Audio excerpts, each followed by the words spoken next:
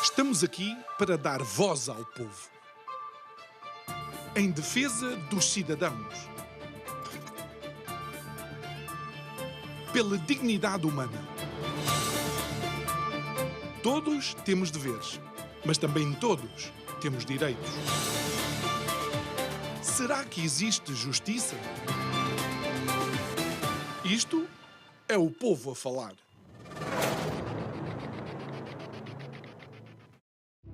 Nos Estados Unidos, os seus cidadãos estão a votar naquilo que é considerada a expressão máxima da democracia. Mas se olharmos para o cenário nacional, parece que até nós também vamos a votos. Olhe, por exemplo, partidos políticos fazem publicações nas redes sociais a apoiar este ou aquele candidato.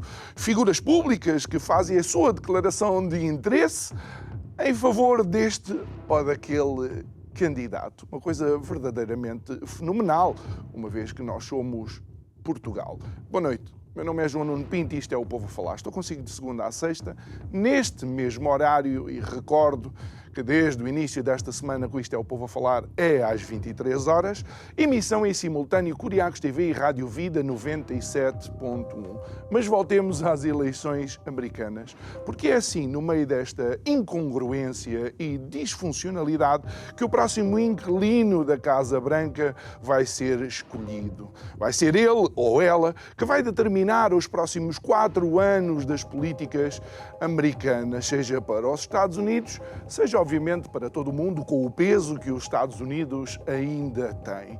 Uma coisa é certa, esta semana vamos ficar a saber se Kamala Harris vai de facto abrir um novo caminho adiante, como o slogan da sua campanha. Bom, talvez tentando nos fazer esquecer que ela faz parte do mau caminho para trás, ou se é Donald Trump que vai fazer a América grande outra vez. Mas aí temos que perguntar qual América? A América que coopera com o mundo ou a América que quer subjugar e dominar o mundo? Pergunto eu, que não sou americano e não percebo nada disto.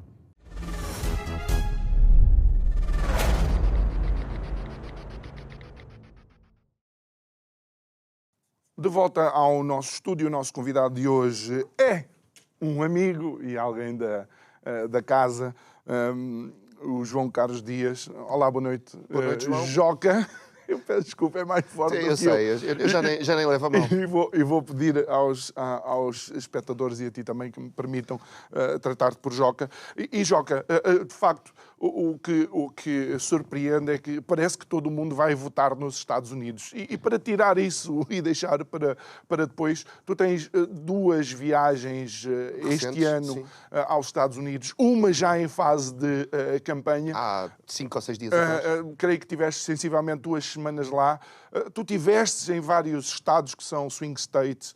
Tu falaste com as pessoas. Sendo estrangeiro, elas estavam mais dispostas, se calhar, a abrir um pouco a sua intimidade. O que é que tu vistes? É assim tão polarizado? Os temas são assim, aqueles que vemos na nossa comunicação social? Eu dividi em duas fações completamente diferentes, que é os altamente polarizados, seja para um ou para o outro, e os altamente indiferentes. Que acho que é o grande problema que nós não estamos a enfrentar nenhum problema. Tem muito a ver com o teu monólogo inicial. Apesar de parecer que toda a gente vota nas eleições americanas, na verdade nós estamos a muita distância das eleições americanas. Mas há uma polarização muito, muito forte, tanto para democratas como para republicanos, e depois há uma indiferença muito forte, não acreditando que esta seja a solução para um futuro que a América necessita. Até porque, uma vez mais, nós aqui na Europa falamos de 2 candidatos, os ballots, os boletins de eleição, os boletins de voto, têm, em alguns casos, 6 e 7 candidatos à eleição. E que ninguém fala neles, toda a gente os ignora. Provavelmente o único que teve alguma representação foi o Robert Kennedy, mas de resto mais ninguém é falado, ninguém é trazido aos mídias.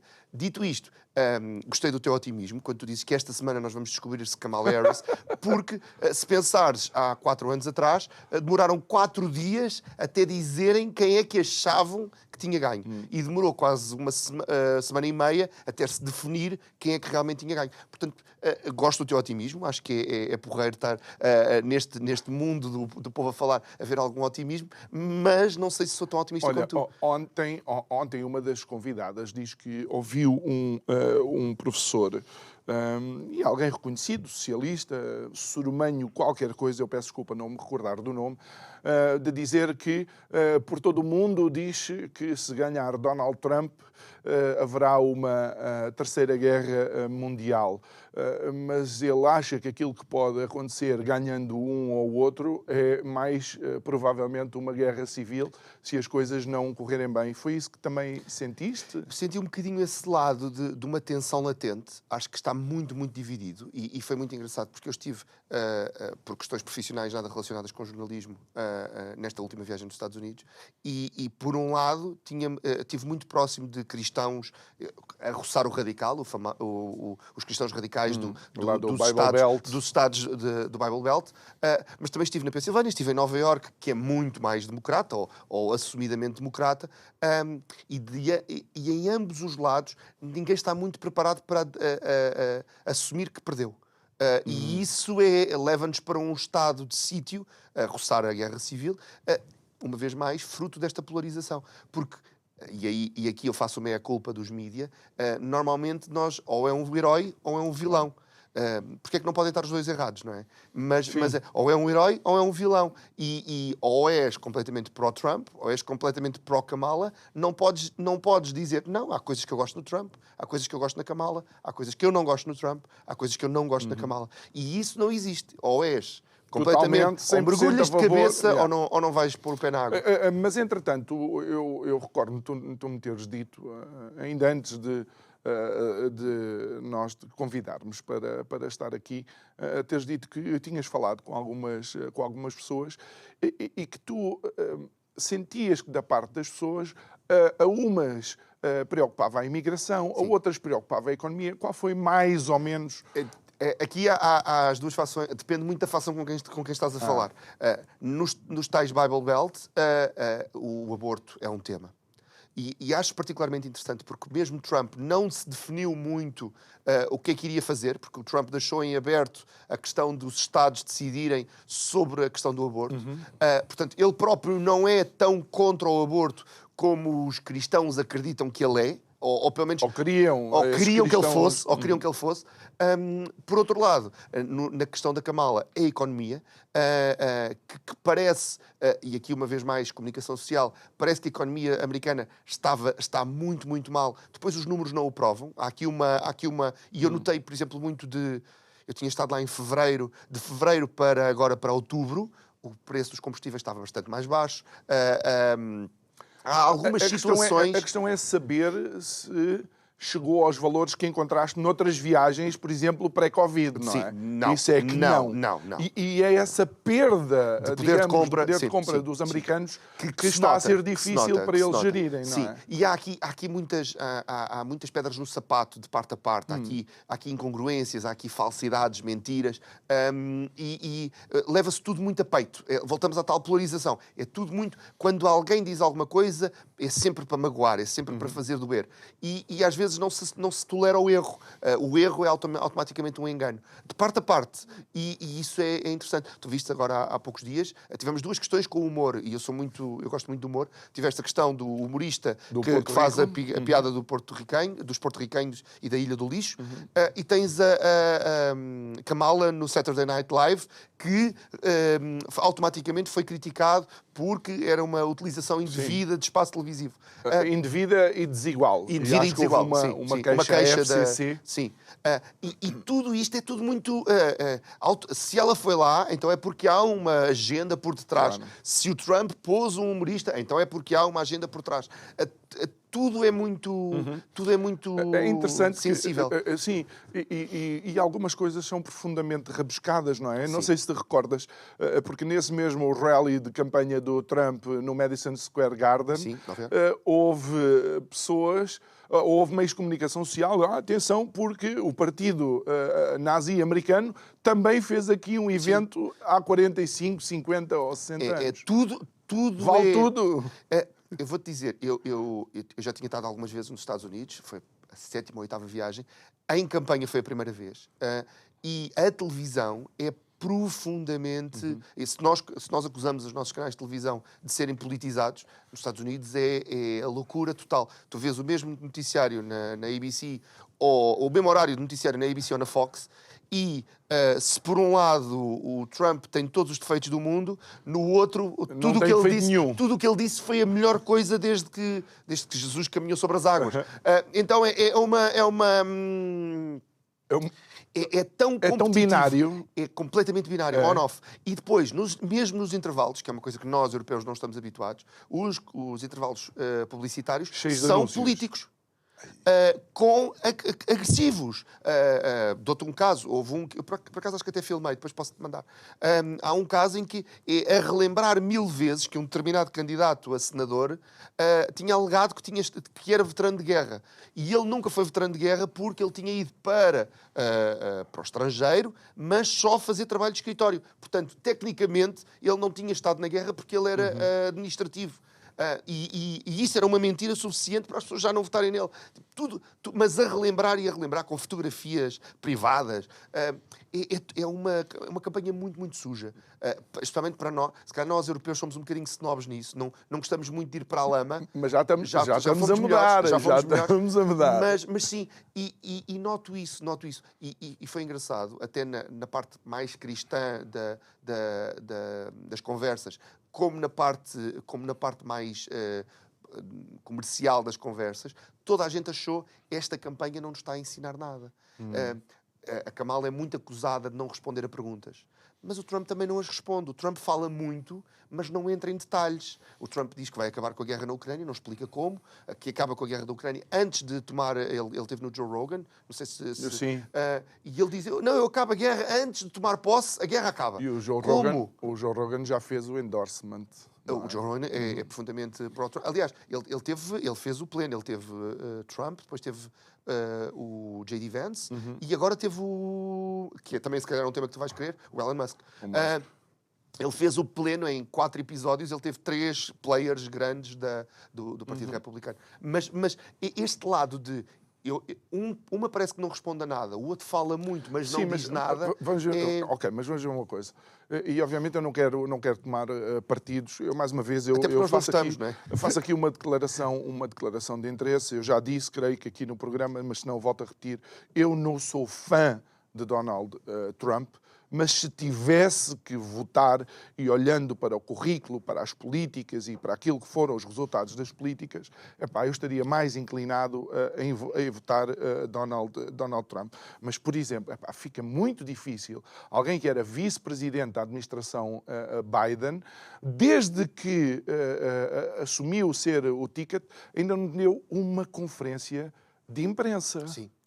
Claramente, e quando fala, e aqui o lado comunicacional é particularmente importante, especialmente nos Estados Unidos, quando fala muito frases feitas, frases que não levam a nada, indefinidas, muito abertas. Não foi uma entrevista no The View em que acho que não disse nada. No 60 Minutes editaram a entrevista, editaram as respostas para parecer qualquer coisa mais lógica. Não é tão conspirativo quanto isso. Eu por acaso estava lá nessa altura e tinham editado uma do Trump há uns anos, mais ou menos na mesma questão, por uma questão de time, de sequência temporal.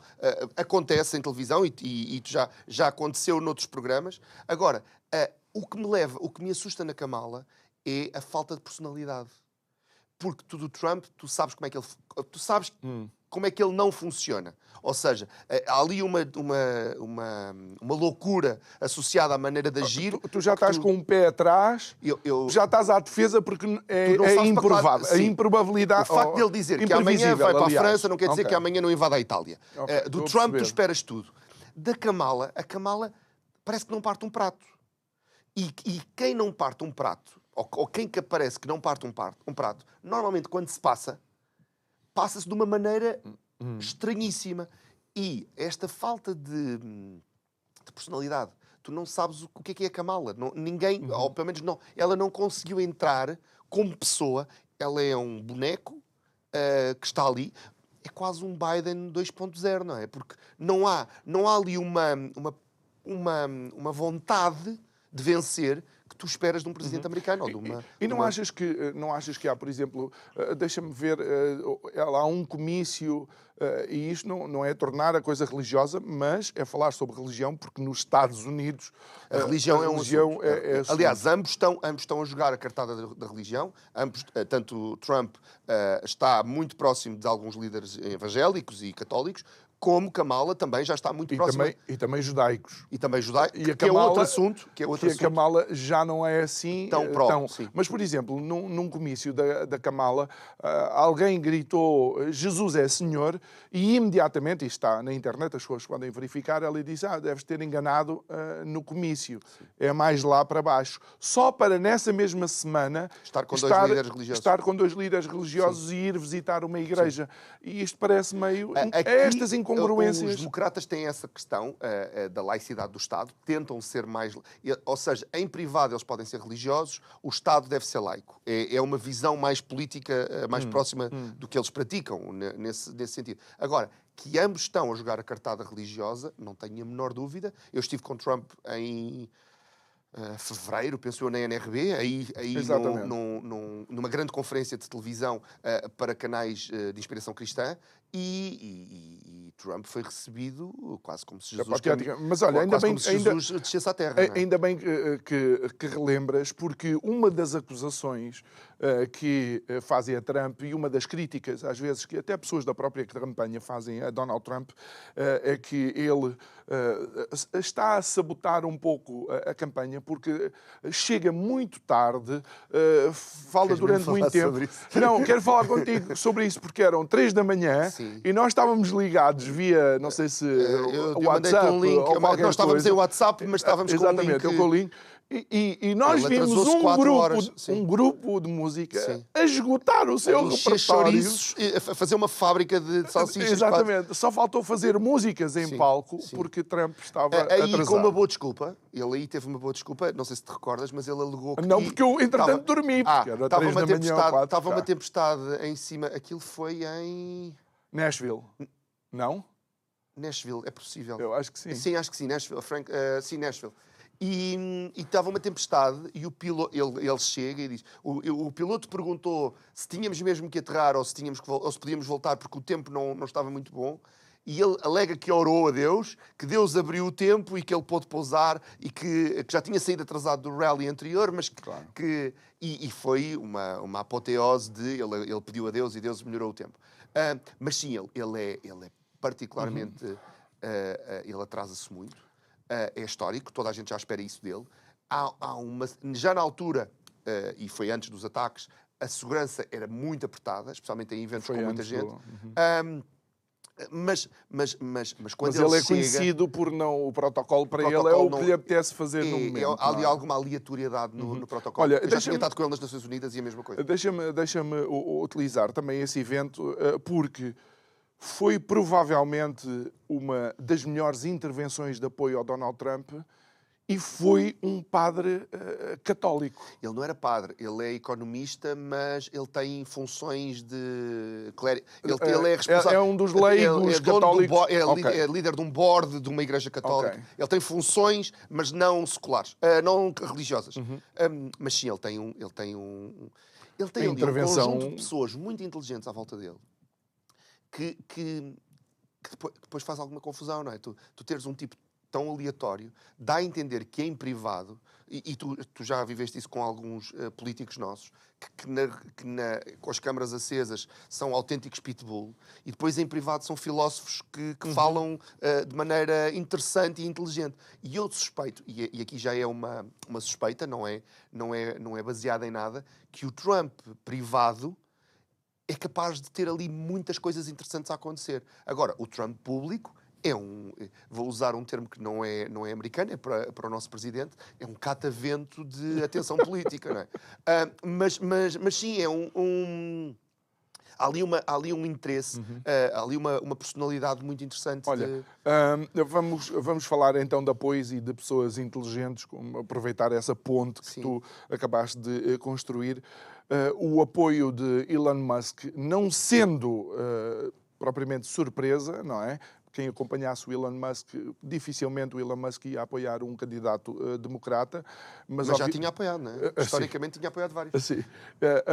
Mas, de alguma forma, o que surpreende é, de facto, a intensidade, a força e até as verbas com que ele está a apoiar. Tens o Jeff Bezos com os jornais também a fazer. Pelo menos não fazer o endorsement. Que historicamente só não aconteceu uma vez, não é? Yeah. E a carta, e agora digo-te isto, a carta, não sei se tiveste acesso à carta que Jeff Bezos manda a dizer que não ia haver endorsement desta vez, e a carta, eu vou-te dizer, numa perspectiva filosófica, numa perspectiva deontológica, faz todo o sentido do mundo. O timing é que é estranho. Porque se ele tivesse escrito aquela carta daqui a um mês ou dois, depois das eleições, ou tivesse escrito há um ano, toda a gente lhe diria, ok, faz sentido, os legacy media, que é a acusação que agora acontece nos Estados Unidos, os mídia mais tradicionais, que eles chamam os legacy media, precisam de se afastar da política, precisam ter uma visão externa, isenta, mostrar sem dó nem piedade a verdade. Se fosse há um ano ou daqui a 3 ou 4 meses, seria completamente brilhante. Se calhar estariam aqui os teus comentadores todos a dizer Jeff Bezos está a fazer pela mídia tradicional o que toda a gente devia de fazer. Exatamente. Neste timing, parece um bocadinho ele próprio político. E é esta dualidade. Sabes que há aqui uma grande hipocrisia de parte a parte de todos, porque é estranho, tudo isto é muito estranho, tanto nos democratas como nos republicanos, e essa hipocrisia acaba por levar à tal indiferença de grande parte do eleitorado. Eu creio que tu, inclusive, tens aí alguns dados que demonstram o quão os americanos não estão a gostar, por assim dizer, dessa campanha. Algo como 71% dos americanos consideram que esta campanha é extremamente negativa e 79% faz com que não se sintam orgulhosos de serem americanos. E são dados do Mais Liberdade, estão disponíveis online, e é uma informação de que realmente os americanos são muito orgulhosos do seu país. É estranhíssima a quantidade de bandeiras e a dimensão das bandeiras. De quando tu viajas de carro pelos Estados Unidos... Aquilo que vemos nos filmes é uma eu acho que uma até representação... É mais pequeno, acho que é uma representação para baixo. Eu passei uma vez num stand, eu até tirei fotos, eu tiro muitas fotos, também não é por aí, mas eu passei por um stand de pick-ups assim, na autoestrada e tinha uma bandeira que, pelas minhas contas, teria para aí 15 metros de altura. Eles são loucos não há uma grua que não tenha uma bandeira pendurada, não há... muitas casas têm bandeiras penduradas como nos filmes. Há ali uma paixão por aquela nação, que é uma nação de imigrantes, e isso leva-nos se calhar para outro tema daqui a pouco, que é uma nação de imigrantes. Elon Musk até aos 18 anos era sul-africano, a mãe do Trump é escocesa, ele vive com uma eslovaca ou eslovena, já foi casado com uma russa. A Kamala é filha de um jamaicano e de uma indiana. Trazer a imigração para cima desta mesa... Mas então vamos precisamente por aí, porque a grande questão da imigração, tanto quanto eu consigo perceber, do lado dos republicanos, não é que os Estados Unidos recebam imigrantes, é que recebam imigrantes ilegais, que haja uma política de fronteiras abertas, que não haja um cheque, por exemplo, se tem cadastro ou não. E, por exemplo, olhar para a Califórnia, onde Kamala Harris foi governadora, e ver... Procuradora, aliás. E ver que são os gangues mexicanos que dominam Aí as opiniões depende muito de Estado para Estado. É a tal história de a realidade. Porque é um país muito grande. Cada Estado é basicamente um país. Para quem não conhece os Estados Unidos, nós vemos os Estados Unidos como um país só, mas cada um dos 50 Estados tem leis próprias, tem limites de velocidade próprios, o grafismo nas placas de autoestrada é diferente. é um país muito grande e com muitas diferenças. E estados como o Texas ou como a Califórnia, que fazem fronteira com o México, recebem, eu vou dizer hordas, sem ser ofensivo, mas recebem grandes quantidades de imigrantes ilegais que passam o Rio Grande. Os imigrantes ilegais são claramente um problema. Agora, a política de fronteiras abertas eu não consigo acreditar, porque todas as vezes que eu tento viajar para os Estados Unidos, graças a Deus nós temos vistos de mídia, o que nos permite alguma ligeireza, mas se tu entrares para ires de férias aos Estados Unidos com respondes a uma catrefada de... Mas desta vez já te fizeram mais algumas perguntas? Não, é mais apertado, é isso que eu te digo. Está mais apertado, e estamos numa altura democrata, está mais... eu tinha feito o meu visto com Trump no poder, porque eu fui a uma conferência das Nações Unidas, era Trump presidente, portanto, do primeiro visto para a renovação do visto, está mais apertado. Portanto, eu acho que a imigração dentro dos cânones legais está mais apertada do que nunca. Até tivemos uma situação, não sei se te contei, a dada altura estava um padre católico na fila e o vice-cônsul estava a fazer perguntas recorrentes de tem casa própria e tal, e pergunta ao padre, tem filhos? E o padre olha para... Que eu saiba, não. O vice-cônsul, só a minha congregação. E o vice-cônsul levanta-se, vê que é um padre. Mas é aquela pergunta recorrente de alguma coisa que te fixe ao país de origem, mas mais apertado do que eu alguma vez tinha visto, e depois na própria fronteira, mais apertado do que alguma vez eu tinha visto. Agora, é uma fronteira gigante, uma fronteira com o México. Mas é que os Estados do Sul, e vamos ver, Arizona, Texas... Texas... Depois Arizona, cá está. Depois aqui tens LA, que eu não faço ideia o que é. Louisiana, NM. New Mexico. Depois tens Califórnia. E depois a Flórida. Mas são principalmente esses. E um dos grandes problemas que nós temos, ou que eu tenho observado em relação à imigração, é que este número de imigrantes ilegais não corresponde a necessidades de mão de obra. Não. E vão substituir, precisamente, alguns que fizeram o processo normal por valores mais baratos. E é onde aquele capitalismo mais selvagem americano se manifesta. Sim. E essa mão de obra pouco especializada e a entrada de cartéis criminosos também, e a saída de produtos americanos é claramente um problema que tem que ser resolvido. Seja com o muro, com a efetivação do muro, deve ser feita, para mim, numa perspectiva humanista, a questão das jaulas, que Kamala esteve muito associada a toda e Obama também. Esta questão das jaulas não é uma solução. Tem que se pensar numa estruturação, se calhar fazer mais acordos com o México para evitar, se calhar fazer crescer a economia mexicana para que estas pessoas não tenham que fugir para os Estados Unidos.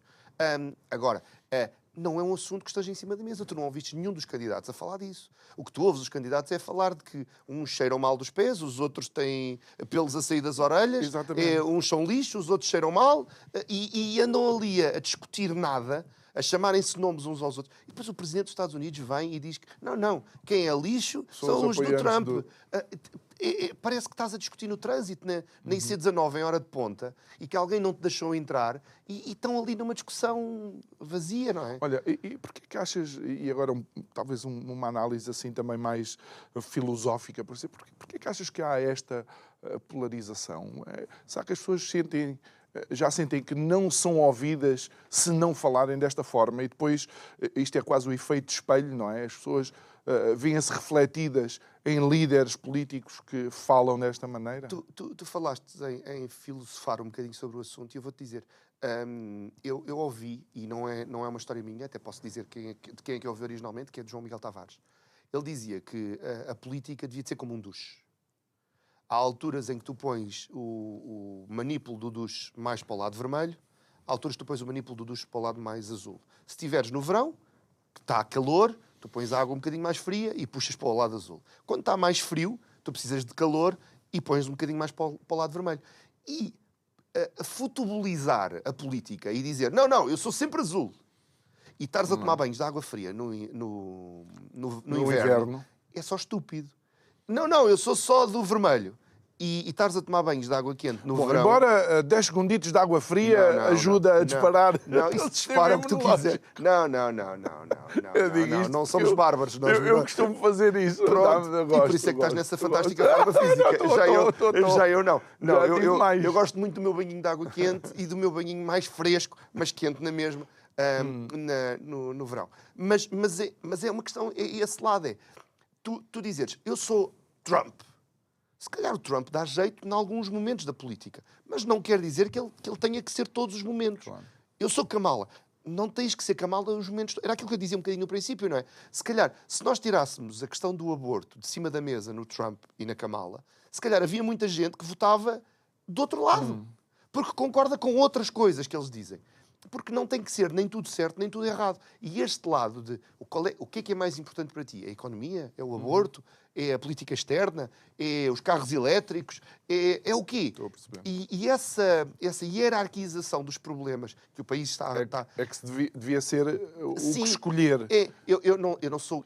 aliás, eu sou grande fã de votómetros, mas não sugiro a ninguém. Eu acho graça a maneira como os algoritmos respondem. Mas se calhar, se muitos americanos fossem àqueles votómetros e respondessem àquelas perguntas, se calhar tinham grandes surpresas em quem é que eles deveriam votar. E se calhar não era nenhum dos dois.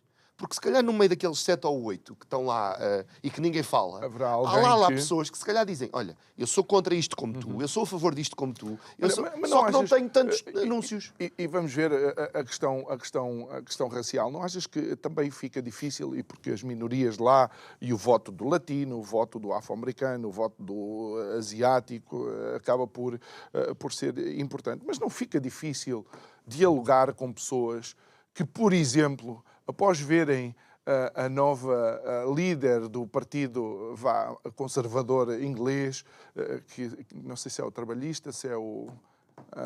Como é que são os partidos ingleses? São os Tories, não é? Não, é os Tories. Tories, exatamente. Que é uma jovem negra. Imediatamente dizem, ela pode ser negra, mas não é este o tipo de negro que nós queremos. Eu espanta-me, vou-te dizer, e espanta-me mesmo, os níveis, as camadas de racismo que os Estados Unidos têm. Aliás, que o mundo tem, mas no caso dos Estados Unidos, estamos a falar dos Estados Unidos, há uma agressividade tão profunda, de parte a parte, principalmente em alguns estados. Digo, por exemplo, na Geórgia não sinto, e a Geórgia é um estado com 75% de afro-americanos, se calhar sinto menos racismo na Geórgia do que em Nova Iorque, em que é quase ela por ela, e que os afro-americanos quase que atacam os não afro-americanos e os não afro-americanos reagem muito mal aos afro-americanos. Há ali ainda muita coisa para resolver, há ali muita falta de empatia. Se tu fores ter com um polícia, parece que o polícia está chateado contigo e tu não lhe fizeste mal nenhum, só porque não é da mesma cor que tu. Há ali uma sensação de guerra civil latente mais estranha. Por exemplo, na Geórgia, onde há uma maioria e parece que se dão todos melhor. Mas esta politização da raça nunca nos vai levar para lados bons. Pelo menos é a minha modesta perspectiva. Eu acho que enquanto nós não nos tratarmos todos como iguais, ponto, e que estas comunidades deviam de ser comunidades americanas e não comunidades disto ou comunidades daquilo. Se são americanos, se têm documentos, se votam, então são americanos. Então os problemas deles são os mesmos para todos, porque não há um preço da gasolina para afro-americanos e para não afro-americanos, ou para índios. Não há filas, graças a Deus, filas para o McDonald's por raça. O preço do McDonald's é igual para todos. O preço no supermercado, nos Walmarts da vida, é igual para todos. Portanto, e uma conquista americana, ou seja, eles próprios... Eles são os pais desta liberdade aparente. Eles próprios cortaram, pais da deles. Sim. Já havia muitos países sim. Que já tinham acabado com isso. Mas parece que há ali muitos layers ainda até porque dá jeito. E depois esta questão da sociedade por cotas... Esta questão da sociedade por cotas é muito estranha, porque tu tens que injetar, apesar de algumas empresas, e depois podemos falar sobre isso, acho que não temos tempo, mas há muitas empresas a voltar atrás nesta questão das cotas por minorias. Da diversidade, inclusão. Exatamente, porque não está a funcionar, claramente não está a funcionar. E esta questão de tu quereres ter um arco-íris, e aqui sem no pun intended, mas este arco-íris de teres tudo dentro de uma equipa, por vezes não funciona. Então é... Porque ou é mérito e capacidade, ou então ou é então só tens estranho. que ter um processo de recrutamento que vai demorar muito tempo até encontrares os melhores em cada cor. O mercado é um mercado muito rápido. Em cada cor. Olha, deixa-me levar também a outras figuras públicas e a bilionários que apoiam Mark Cuban, que é o dono dos Dallas Mavericks, é uma equipa de basquetebol da NBA, é o desporto que eu joguei. Tem uma intervenção recente que, pronto, ele tem direito à opinião dele, que foi dizer que nunca viu Donald Trump com mulheres inteligentes e que saibam o que estão a dizer e a fazer, olhando, por Que é um exemplo... bocado injusto. A Ivana, a primeira, era claramente uma mulher interessante na perspectiva empresarial, até porque ela depois seguiu uma carreira, ela própria. Claro. Acho que é um bocadinho injusto. E dentro da própria administração, Trump... Sim, mas acompanhado... Ok, não estava a pensar nesse sentido. Mas diz-me uma coisa. Imagina que é um apoiante do Trump a dizer isto sobre as mulheres. Sabes que há uma discussão muito grande. A Kamala teve... Não sei se tenho que dizer alegadamente, mas acho que teve alegadamente um caso com o Presidente da Câmara de São Francisco, se não me engano, Willie qualquer coisa, e foi um assunto que conseguiram manter longe antes deste casamento. Ela tinha tido um caso com um homem casado, que eu acho que era o Presidente da Câmara de São Francisco. Podem confirmar depois nas redes sociais. Nas redes sociais não, na internet. Nas redes sociais raramente. Vai encontrar tudo. Sim, não, talvez, durante, até ainda estão. Não, mas pode procurar na internet em fontes mais fidedignas. Mas há aqui até porque foi assumido, tanto quanto sei. Mas há aqui uma questão da vida pessoal trazida para dentro, e é um assunto que nós ontem falámos, eu acho que não tiveste tempo, mas eu dei-me ao trabalho de ver o The Apprentice e o Hillbilly Elegy, que são dois filmes que estão a ser muito falados. Um porque conta a história biográfica de J.D. Vance, como é que ele chega onde está mais ou menos agora. E J.D. Vance, ele próprio, uma personagem muito interessante, porque ele fez parte do movimento Trump Never, acho que é. Never Him? Never Him, acho que é uma coisa assim. E ele era completamente anti-Trump, e depois converteu-se, ainda levou ali uns pontapés do Trump, e agora é o possível vice. E ele tem uma biografia autorizada, escrita por ele, que foi convertida para um filme. E depois o The Apprentice, que é basicamente um anúncio de 2 horas anti-Trump, e uma biografia não autorizada, que inclui biografias autorizadas da Ivana, por exemplo, e também do Cohn, que é o primeiro advogado dele e um dos primeiros mentores. Mas mesmo a mídia não tradicional, aqui o entretenimento, estão a fazer parte desta narrativa que se está a trazer para estas pessoas. Então é um circo, no fundo, João. Acho que, acima de tudo, isto é um circo. E tu passas... eu tive que fazer algumas viagens. Eu fiz nesta última viagem, fiz cerca de 2.000 km de carro nos Estados Unidos. Estiveste em Washington. Eu comecei em Washington, depois fiz Pensilvânia, New Jersey e Nova York, sendo que Nova York fiz vários dos condados, porque tive reuniões em vários dos condados. E é muito engraçado que tu passas em alguns bairros, vamos dizer, mais ricos, e é muito discutido, porque eles têm aqueles endorsements da própria casa, que eles põem assim umas coisas penduradas no jardim. Tens muito, nos bairros mais ricos, é muito entre o Trump e a Kamala, é muito dividido. Vais aos bairros mais populares, é muito Kamala. E depois vais aos outros bairros mais normais, vamos dizer assim, de classe média, e é muito dividido outra vez. Então, mesmo em Nova Iorque, há aqui uma grande divisão de parte a parte. Em Nova Iorque, onde o mayor é completamente anti-Trump, e é onde... E Trump tem uma história gigante, não é? Exatamente, e é onde até as questões legais do Trump, é num tribunal de Nova Iorque que estão a ser... Ele, enquanto presidente, foi muito engraçado. Eu tinha estado, como te disse, em Nova Iorque com Trump como presidente, e Nova Iorque, na altura, queixava-se imenso de Trump como presidente, porque lhes ficava caríssimo, porque Trump não vivia em Washington. Como presidente, ele vivia muito mais tempo no Trump Tower do que em Washington.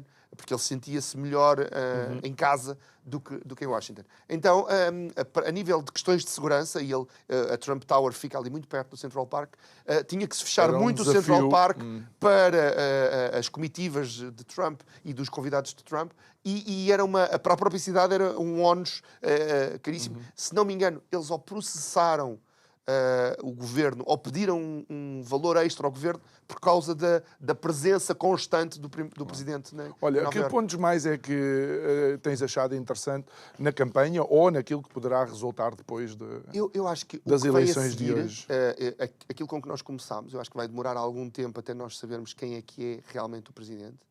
Vai demorar mais tempo ainda a alguém dizer ele é o presidente, porque acho que a dada altura vamos ter os dois a dizer que ganharam, porque o sistema eleitoral americano, e penso que já falaram sobre isso aqui, o sistema eleitoral americano é muito complexo, porque vamos dar um exemplo do estado da Califórnia, que eu acho que tem 54 delegados. O estado da Califórnia, se o Trump tiver 48 e a Kamala tiver 49, os 54 delegados são Kamala. É all in. Winner takes all. O winner takes it all. Tirando o Maine, eu acho que são dois. O Maine e o Nebraska, que são os únicos que permitem a divisão mais equitativa, todos os outros é o winner takes it all. E esse lado pode levar, como já aconteceu, a Hillary ganhou por 3 milhões de votos e perdeu no colégio eleitoral, pode levar outra vez aqui a uma discussão. E há aqui outra discussão que eu acho que tu também já tiveste aqui, que eu sei, que é a candidata democrata não foi eleita pelos democratas. Foi levada em braços pelos democratas. E eu acho que, caso ela ganhe, pode-se criar aqui um problema dentro do Partido Democrata de ela ganhou, tudo bem, nós somos os vencedores, mas quem é que a elegeu? E se ela perder, exatamente a mesma coisa. Achas que há aí alguma ilegitimidade? Eu acho que pelo menos não há a correção devida. Ou O seja, protocolo devido. o tal due process que os americanos tanto falam, não é? Sim, acho que há aqui uma intronização à porta fechada que se foi feita, se foi combinada, e eu acho que nós já tivemos essa conversa, se foi combinada a deixar o Biden a secar à espera que o Trump dissesse tudo o que tinha a dizer sobre a idade dele, atacá-lo e depois, a dada altura, pegar e virar a arma contra o Trump, foi genial. Até porque, se foi sorte, até foi uma sorte. Ontem a nossa convidada, a Teresa de Melo Ribeiro, disse precisamente isso. Ela disse que os mídia, logo a seguir ao debate, começaram todos a usar as mesmas expressões sobre o Biden. E os mídia, estamos a falar dos MSNBC, da CBS, CNN, que são aqueles que normalmente dão o apoio aos candidatos democratas. Havia aqui uma questão que a mulher do Biden não queria, fala-se à porta fechada, vale o que vale, mas havia aqui uma questão que eles queriam muito o segundo mandato. Havia também a questão que tinha havido um pré-acordo no primeiro mandato, que ele só iria fazer um mandato, mas isto é tudo o ouvir dizer. Mas há aqui a questão. E depois, há aqui um montão de questões que vão durar anos nas redes sociais, nos conspiradores todos, de se o tiro foi um tiro, se não foi um tiro, se foi combinado, quem é que estava por trás do tiro, se foi a CIA, se foi o Partido Republicano, se foi o Partido Democrata, se realmente houve um tiro, se realmente a orelha foi acertada, se consegues recuperar uma orelha em 4 dias. Há aqui muita história para fazer filmes e para fazer... Mas a verdade é que...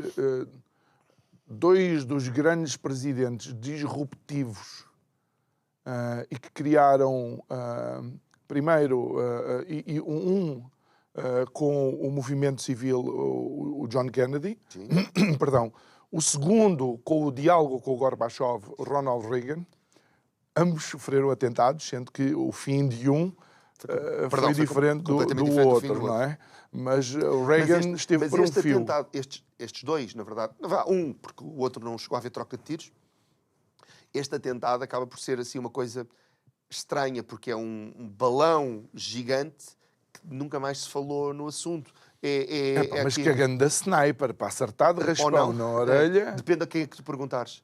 Porque se perguntares ao tipo certo, aquilo estava tudo combinado e a bala nunca se Olha, mas tu que tens estado... Tu que tiveste no evento... Para os dois lados. No evento de fevereiro, como é que estava a segurança de Era um evento Trump? em pavilhão fechado, é completamente diferente a nível de segurança.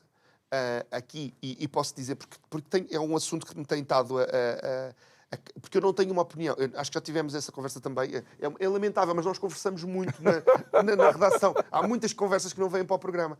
Mas eu não consigo ter uma opinião porque são demasiados riscos para ambas as partes. E se falhasse, ele podia ter saído um herói, que também não saiu. Há aqui uma estranheza. Não seria de o herói alguém... em que sentido? O número de votantes que mudou dos democratas para os republicanos por causa do atentado... Mas aquela imagem dele com o braço no ar e o fight foi ótimo é icónico. Foi ótimo e acho que para as é cadeias de informação internacionais, mas para os eleitores não mudou nada. Quem era pró-Trump ficou. Quem era pró-Kamala ficou. Olha, diz-me uma coisa, achas que eventualmente haverá, e olhando para as sondagens que dão o tal empate técnico, dependendo também do canal de televisão em que nós tivermos... Eu com sondagens levas-me para outras conversas. em que não vamos falar de sondagens, mas vou-te perguntar uma coisa. Achas que ainda há o voto envergonhado e o apoio envergonhado a Trump, de parte a parte. Acho que é de parte a parte. Acho que há muita gente que vai aos rallies de um e do outro com a família. Tu consegues ficar mesmo em cima do muro. É extraordinário. Eu acredito mesmo que estamos em cima do muro. Sabes que eu não foi nestas eleições, nas eleições brasileiras, eu criei uma metáfora que era escolher entre um tiro no joelho e um tiro no peito. Tu tens um tipo à tua frente com uma pistola e diz, ou levas um tiro no peito ou levas um tiro no joelho. E o tiro no joelho, tu sabes que vais coxear a vida toda. Porque um tiro no joelho, o joelho nunca vai recuperar e vais ser coxo a vida toda, nada contra os coxos, mas um joelho é uma coisa mafiosa, não é? Um tiro no joelho. Um tiro no peito, ou te mata, não é? Ou, se tiver sorte, passa por um sítio onde não há órgãos vitais e ficas com uma cicatriz para a vida toda. E eu acho que neste momento os americanos estão a decidir entre... Na altura, esta metáfora era para as eleições brasileiras, mas eu acho que os americanos estão mais ou menos na mesma situação, que é ou um tiro no peito ou um tiro no joelho, e tem que decidir, porque muita gente vai fechar os olhos e vai pôr uma cruz. E tenho esta sensação, e eu assisti isto nas duas partes, tanto na parte comercial como na parte mais cristã das minhas viagens, em que pessoas estavam a dizer, eu não concordo, mas eu gosto menos do outro do que deste. E é um bocadinho, eu não concordo... Eu não concordo. O Mário Soares teve uma situação... O Mário Soares não, o Álvaro Cunhal. Com o Mário Soares tem uma coisa destas que diz aos comunistas que é... Para fechar os olhos. Fechem os olhos e ponham uma cruz no Mário Soares. E é um bocadinho isto que é... Entre estes dois, eu gosto menos deste.